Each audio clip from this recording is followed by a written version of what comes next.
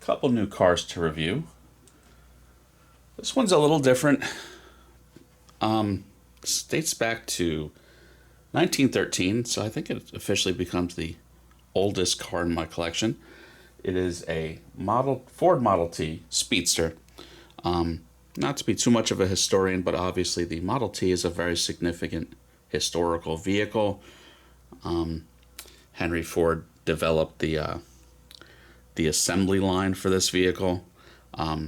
Famously, he said you could have whatever color you want as long as it's black, but this is obviously a later 1913. Yeah, it's much later than the first few years where you could only get these really as like black two-door coupes, or I think there was like a four-door for most of it. But yeah, this is the Speedster, which was kind of like their sporty runabout. This is an interesting product line by Ertl called Precision 100. It was very good. It was a little bit more high-end, a little bit more detailed.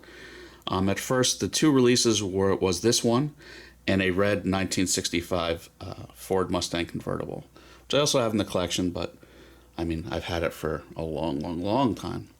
But yeah, they featured some more details like carpeting, which obviously this would not have. It has kind of a nicely detailed rubberized like floor mat, which again would be correct for the time period.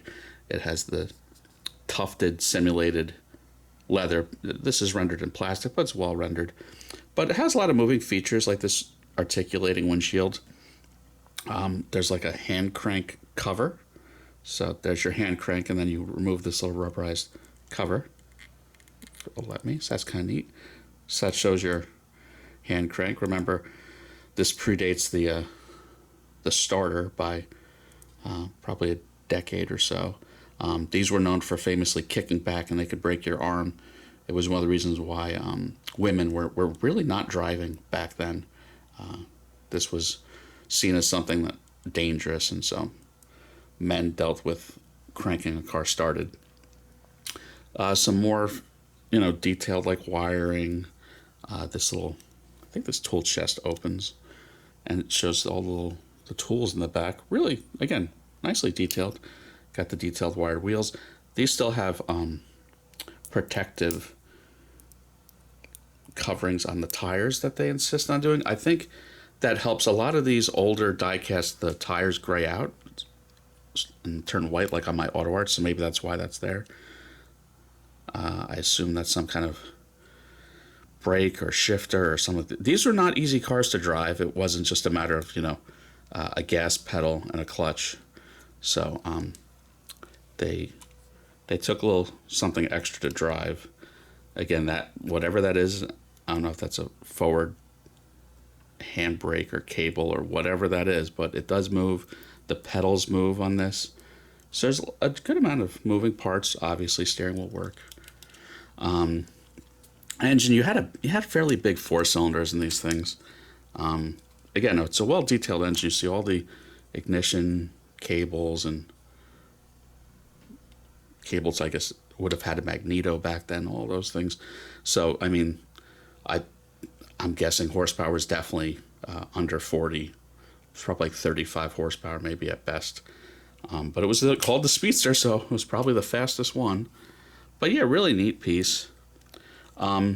Soon after Precision 100, they only had a few releases. It was rebranded as Authentics. Again, higher retails, higher detail. That's another example of something. I think it's a gas can. There's 2 of them over here on the side that are obviously removable, as one just fell out. But yeah, so really detailed. And again, it became Ertl Authentics. Retail, I think, would have been like $59. Probably definitely under 100 from memory. This is 25 years ago, maybe more. I think it was worth the price based on the subject matter and detail. I picked this up through a friend at a local auction for about $30, so at that price I'm definitely not mad at it. This was the Precision 100 packaging. It was an enclosed non-window box. Box was in good shape. Came with a styro insert, and usually had informational kind of like packet like this that, you know, gives you the story of the car, often tells you like how many were made, and just a whole little kind of amps up the specialness of it. So yeah, that's that. Over here, there's something much more modern. This is a Mercedes-Benz C-Class wagon, S202 generation, if we're caring about platforms. We did get this car in the U.S., but obviously would have been a higher trim level. This is a C200, so it was a 4-cylinder, a 2-liter 4-cylinder back when Mercedes, the numbers actually matched. But this, you can see, is actually rendered even with a manual transmission, so we did not get that. So this is a low-end car. These could even be hubcaps, or either way, they're small alloys. Again, we wouldn't have gotten such a low-feature car, but this is sealed resin by BOS. I actually got this a while ago. I just haven't had the chance to review it. So windows are a little warpy, like a lot of BOS resin cars.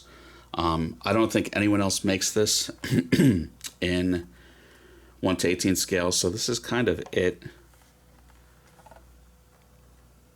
Not too much to see underneath. Car number 60 out of 1,000. Now, I got this back when the company American Excellence was going out of business, so retail would have been about $129. I probably paid like $50, so at that price, I'm certainly not mad at it. They go for a lot more on eBay now, probably $250. But yeah, you know, interior, it has if you can make out, there's a bit of a pattern on the seat centers.